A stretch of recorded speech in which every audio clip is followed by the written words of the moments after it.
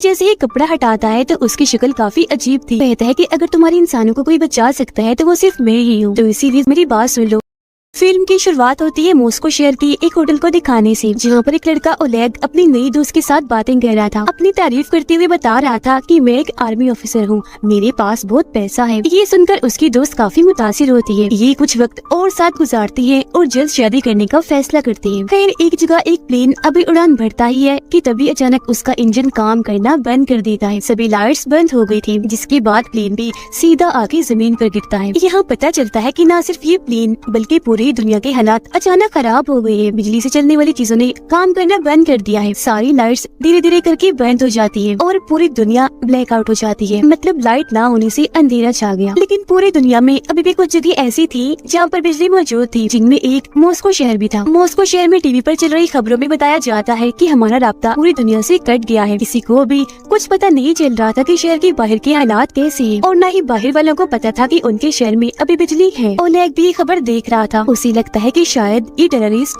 दहशतगर्दों का हमला है। फिर अब जहाँ लाइट नहीं थी उन सारी जगहों को ब्लैकआउट एरिया, और जिन जिन जगहों पर लाइट्स थी उन्हें लाइट एरिया का नाम दे दिया जाता है। मॉस्को की गवर्नमेंट ब्लैकआउट एरिया की सूरत हाल का जायजा लेने के लिए बहुत सारे ड्रोन कैमरास वहाँ भेजती है, लेकिन रास्ते में सारे के सारे ड्रोन अजीब तरीके से गायब हो जाते हैं। जब सोल्जर्स वहाँ पहुँचते हैं तो वहाँ के हालात देखकर दंग रह जाते हैं। दरअसल जब ब्लैकआउट हुआ तो यहाँ की सब जानदार चीजें जैसे कि डॉग्स, बिल्लियाँ, मछलियाँ, यहाँ तक के इंसान भी बड़े अजीब तरीके से मारे गए हैं। हर जगह लाशें ही लाशें बिखरी पड़ी थी। लग रहा था जैसे कुछ ही पल में ये पूरी जगह कब्रिस्तान बन गई हो। सोल्जर्स अभी छानबीन कर ही रही थी कि तभी एक अनजान आदमी एक सोल्जर पर हमला कर देता है। उसे बुरी तरह जख्मी करने के बाद उसके हथियार लेकर बड़ी स्पीड में वहाँ से भाग जाता है। सब उस पर गोलियां भी चलाते हैं, लेकिन उसे कुछ फर्क ही नहीं पड़ रहा था। एक भी गोली उसे नहीं लगती, बस भागता ही जा रहा था। ये देखकर सभी सोल्जर्स को काफी हैरानी हुई। वो अंदाजा लगा लेते हैं कि ये आदमी कोई आम इंसान तो नहीं लग रहा, और अगर ये सच में कोई आम इंसान नहीं है तो बहुत खतरे की बात है। और अब ऐसे ही एक महीना गुजर गया। किसी को भी हालात के बारे में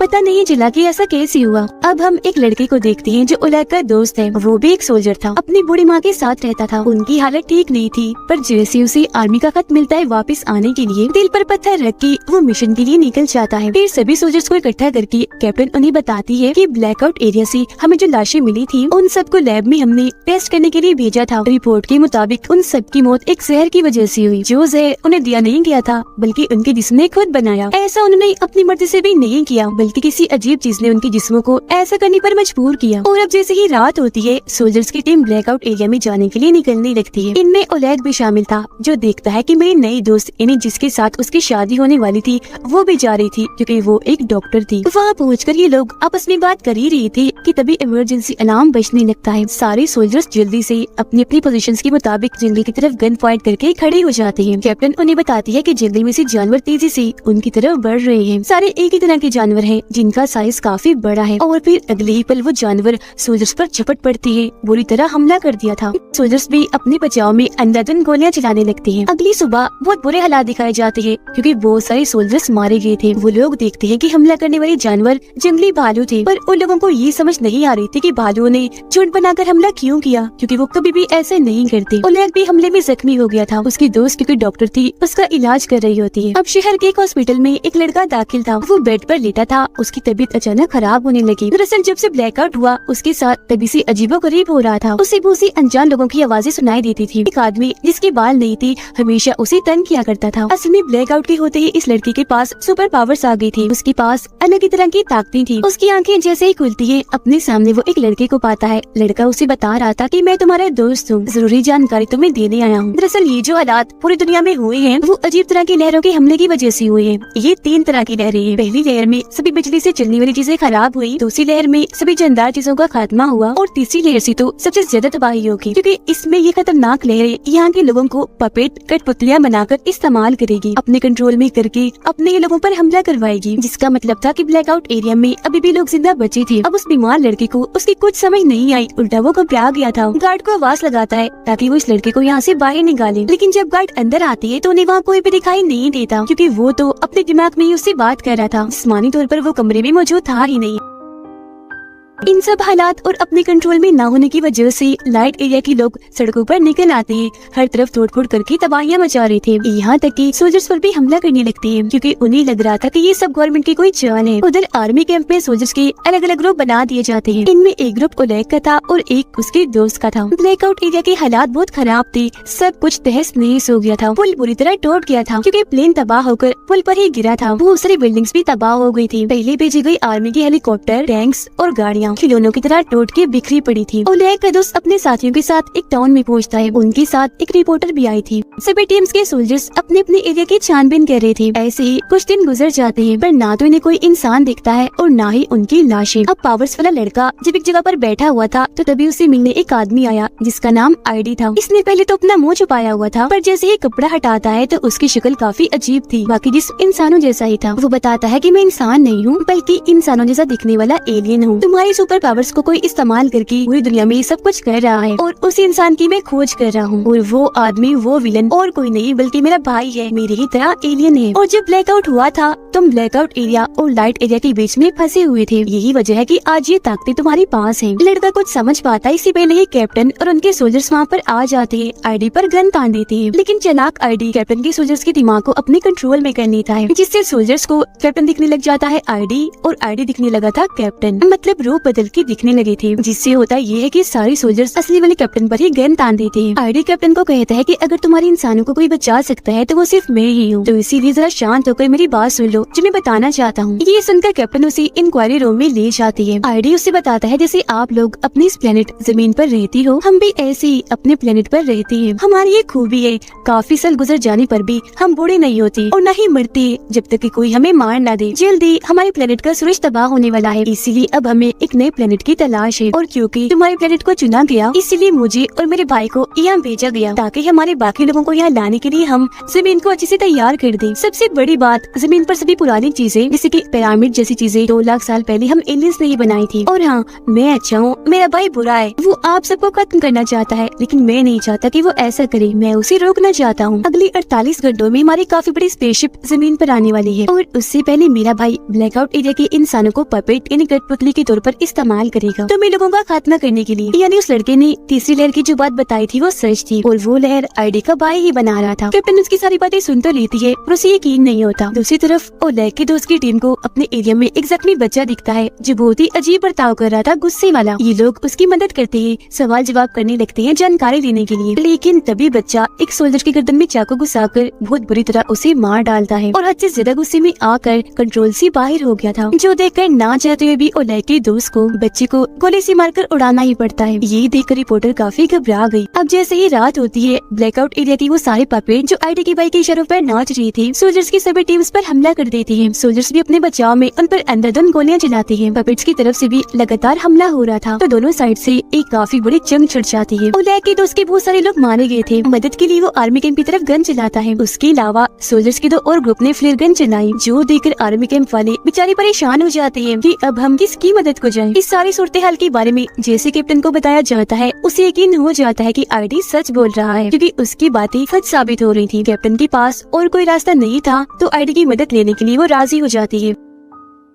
आईडी कैप्टन को कहता है कि मेरे भाई को ढूंढने के लिए हमें पावर्स वाले लड़के की जरूरत पड़ेगी। मेरे भाई को मारते ही मैं सभी इंसानों के पपेट को कंट्रोल करके रोक दूंगा। फिर कैप्टन आईडी को लेकर आर्मी बेस पर पहुंचती है। उधर अचानक से ओलेग की दोस्त की टीम पर बड़ा हमला हुआ जिसमें एक एक करके सारे सोल्जर्स मारे जाते हैं। सिर्फ 2 ही लोग बचते हैं, ओलेग का दोस्त और रिपोर्टर। पपेट की तादाद काफी ज्यादा थी इसीलिए वो बाकियों के पास जाने की कोशिश करते हैं ताकि साथ मिलकर उनका सामना कर सके। आईडी पावर्स वाले लड़के को ध्यान लगाने का कहता है, मतलब ख्याल देखने में उसकी मदद कर रहा था ताकि लड़का ये देख सके कि आईडी का भाई कहाँ है। कुछ ही देर की मेहनत के बाद उसकी लोकेशन पता चली जाती है जो एक काफी बड़ी बिल्डिंग की छत थी और वहीं से वो सारे पपेट्स को कंट्रोल करके सब करवा रहा था। वो निकल ही रहे थे कि तभी उन्हें पता चलता है कि पपेट्स ने लाइट एरिया पर भी हमला कर दिया है, जिसका मतलब था कि तीसरी लहर का असर शुरू हो गया है। तो इसीलिए वक्त को बर्बाद ना करते हुए कैप्टन आईडी के साथ वहाँ के लिए निकलने लगी। पावर्स वाला लड़का आईडी को कहता है कि मुझे तुम्हारे भाई ने देख लिया है, वो मुझे मार डालेगा, तो प्लीज मुझे भी अपने साथ ले चलो। आईडी जवाब देता है कि नहीं, तुम इधर बेस में ही महफूज हो, वहाँ तुम्हारी जान को खतरा है, यही रहो। ये कहने के बाद वो कैप्टन के साथ निकल जाता है। वो लोग बेस से अभी थोड़ा दूर आए ही थे कि आईडी के भाई को पावरफुल लड़के की लोकेशन पता चल जाती है, यानी कि इस वक्त वो आर्मी बेस में है। उसे मरवाने के लिए वो अपने बहुत सारे मिसाइल भेजता है। बेस के सोल्जर्स मिसाइल को रोकने की कोशिश करते तो है, पर कोई फायदा नहीं होता क्योंकि वो बहुत ही ज्यादा थे और कैप्टन की आंखों के सामने ही उनकी पूरी आर्मी बेस तबाह हो जाती है। बदकिस्मती से सभी सोल्जर्स पावरफुल लड़का सब मारे जाते हैं। ये देखकर कैप्टन को बहुत गुस्सा आया और दुख भी हुआ। वो आईडी पर गन तान देती है, कहती है कि तुम ये सब पहले से ही जानती थी, है ना? तो फिर उस लड़के को वहाँ छोड़कर ये घटिया हरकत क्यों की? आईडी कहता है कि सिर्फ हमें कुछ लोग ऐसे हैं जो बाकी इंसानियत को बचा सकते हैं, और वैसे भी मेरे भाई को पावर्स वाले लड़के की लोकेशन पता चल ही जानी थी, और अगर हम उसे साथ रखते तो अब तक हम भी मारे गए होते। इसीलिए मजबूरन मुझे ये कदम उठाना पड़ा। अगली सुबह ओलेग को अपना दोस्त और रिपोर्टर मिल जाते हैं। एक दूसरे को जिंदा पाकर दोनों बहुत खुश थे, गले मिलते हैं। बाद में कैप्टन भी अपने सोल्जर्स के साथ यहाँ उनके साथ शामिल हो गई, और अब वक्त को बर्बाद ना करते हुए ये सभी उस बिल्डिंग के लिए निकल जाते हैं जहाँ पर आईडी का भाई सब पपेट्स को कंट्रोल कर रहा था। लेकिन रास्ते में वो पपेट्स इनका रास्ता रोकने की कोशिश करते हैं। सोल्जर्स उनकी जान की परवाह ना करते हुए टैंक से उन्हें मारते हुए कुचलते हुए आगे बढ़ते जा रहे थे। वो भी इन पर हमला कर देते हैं और इनके बीच काफी बड़ी जंग छिड़ जाती है। कुछ पपेट्स तो अपने ऊपर बॉम्ब बांधकर सोल्जर्स पर गिर रहे थे ताकि अपने साथ साथ उन्हें भी उड़ा दे, पर सोल्जर्स बड़ी मुश्किल से उनसे बचते बचाते बिल्डिंग तक पहुँच जाते हैं। आईडी कुछ सोल्जर्स को लेकर बिल्डिंग की छत पर जाने लगता है, जबकि बहुत सारे सोल्जर्स नीचे ही रुक गए थे पपेट्स का मुकाबला करने के लिए। जिसके बाद आखिरकार ओलेग के दोस्त और आईडी का सामना उसके भाई से हो ही जाता है। ओलेग का दोस्त आईडी के भाई पर हमला करने के लिए आगे बढ़ता है, पर वो एक ही झटके में उठाकर उसे दूर फेंक देता है। फिर आईडी जाता है अपने भाई का सामना करने के लिए। दोनों भाइयों के बीच जबरदस्त लड़ाई शुरू हो जाती है। दोनों ही कम नहीं थे, एक दूसरे से बढ़कर ही थे, बराबर टक्कर दे रहे थे। मुक्के मारने से उनके हाथों से चिंगारियां निकल रही थी। दोनों ही बहुत ताकतवर हैं। नीचे ओलेग और बाकी सोल्जर्स को पपेट को रोकने में काफी मुश्किल हो रही थी क्योंकि उनकी तादाद करोड़ों में थी। वो खत्म हो ही नहीं रही थी। पपेट्स इतने चालाक थे कि तेल से भरे हुए ट्रक को लेकर उन पर हमला कर देती है, जिससे काफी बड़ा धमाका हो जाता है। कुछ को छोड़कर अब सारे ही सोल्जर्स मारे जाते हैं। मुश्किल से ये बस 5 ही बचे थे और अब इनको ही पपेट्स का सामना करना था। ओलेग और बाकी सोल्जर्स भी बिल्डिंग के ऊपर जाने लगते हैं। पपेट्स भी अपने लीडर यानी आईडी के भाई का साथ देने के लिए तेजी से उस बिल्डिंग की तरफ आ रहे थे। पपेट्स यहाँ आते उससे पहले ही आईडी जोर से अपने भाई को मुक्का मारता है। आईडी अपने भाई के सीने से उसका दिल ही निकाल लेता है, जो जाहिर है एलियन होने की वजह से डिवाइस की तरह का था। फिर वो दिल में एक बॉम्ब लगा देता है। जैसे उसका दिल तबाह होता है, उसके भाई की भी मौत हो जाती है। अपने भाई को मारने के बाद आईडी को सभी पपेट्स का कंट्रोल मिल गया था। एक ही झटके में वो उन सबको मार गिराता है। अब वो सारे लोग जो जिंदा बचे थे इस जंग में जीत तो गए थे, पर उन्हें कोई खुशी नहीं थी क्योंकि वो जंग ही ऐसी थी जो जिंदा बचे थे, जबकि करोड़ों की तादाद में बेगुनाह लोग सड़कों पर मरे पड़े थे। कीड़े मकोड़ों की तरह पूरी ही दुनिया का दिल हिला देने वाला सीन था। आईडी इन सबको बताता है कि इंसानों में प्यार और रहम नहीं है। तुम बहुत ही खुदगर्ज हो, सिर्फ अपने बारे में ही सोचते हो। यही वजह है कि मेरा भाई तुम सबको मारना चाहता था ताकि एलियंस यहाँ सुकून से रह सके, लेकिन मेरा मकसद कुछ और ही था। और अब यहाँ वो सबसे बड़ा राज खोलता है कि मैं इंसानों की मदद इसलिए करना चाहता था ताकि इंसान मुझे अपना मसीहा समझ ले, यहाँ तक कि अपना गॉड ही समझने लगे। तब लड़का गुस्से में आईडी से कहता है कि तुम सब कुछ पहले से ही जानती थी, तो फिर ब्लैकआउट होने से क्यों नहीं रोका? आईडी जवाब देता है कि अगर मैं वो रोक देता तो किसी के भी दिल में मौत का डर ना होता, मेरी बात का कोई भी यकीन ना करता। और वैसे भी तुम लोग काफी हो आबादी बढ़ाने के लिए, जिन सबका मसीहा गॉड मैं हूँ। अगर बाकी लोग मर भी गए तो मुझे परवाह नहीं, जिसका मतलब था कि ये भी अच्छा नहीं है। शुरू से अब तक ये बस अपना ही फायदा देखता आ रहा है। ये सुनकर सब लोगों को बहुत गुस्सा आने लगा। ओलेग की दोस्त तो उस पर गन ही तान देती है। तब ओलेग का दूसरे दोस्त उसे ये कहते हुए मना कर देता है कि गन नीचे करो, इसके जैसी लाखों आ रही है, इसे मारोगी तो उन बाकियों को कैसे रोकोगी? इसका जिंदा रहना बहुत जरूरी है। वो बात कर ही रही थी कि तभी लड़का चाकू से आईडी पर हमला कर देता है, लेकिन आईडी को ये बात पता चल गई थी। उसने लड़के के दिमाग को कंट्रोल में किया, जिससे उसने आईडी की बजाय कैप्टन को चाकू मार दिया और इस तरह से वो भी मारी गई, क्योंकि यहाँ भी उसने अपना रूप बदलने वाला जादू किया था। ओलेग को काफी गुस्सा आ गया। वो आईडी को मारने के लिए जैसे आगे बढ़ता है, उसका दोस्त ऐसा करने से मना कर देता है। दोनों की बहस हो गई, जो बढ़ती बढ़ती